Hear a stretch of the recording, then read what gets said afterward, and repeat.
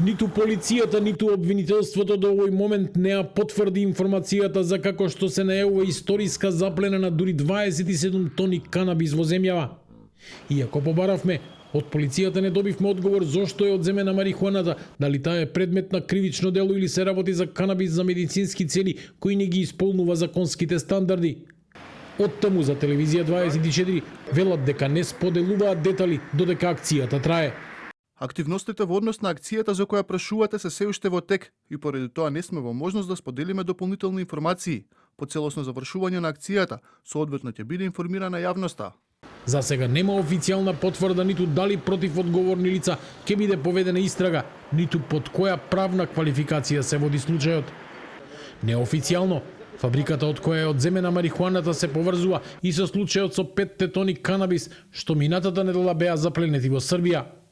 Тогаш српските власти информираа за голема пратка марихуана која според нивни наводи потекнувала од Македонија и транзитирала кон европскиот пазар. Сега, со најавената заплена од 27 тони, се отвора прашањето дали станува збор за ист ланец на производство и дистрибуција. Според информациите што кружат во јавноста, канабисот бил складиран во индустријски објект во Скопје, а дел од количините биле поврзани со производствени капацитети во Струмица. Не е јасно дали станува збор за легално произведен канабис за медицински цели кој излегол надвор од пропишаните рамки или за целосно нелегално производство. Од обвинителството за сега нема детали дали се постапува по предмети, дали се обезбедени докази за евентуално организирање криминално здружување. Јавноста очекува одговори на клучното прашање како 5 тони марихуана ја напуштиле државата и стигнале во Србија додека институциите молчат. Премиерот Христијан Мицкоски во интервју синоќа рече дека станува збор за исклучително сериозен случај и најави дека во наредните денови Министерството за внатрешни работи ќе излезе со дополнителни детали.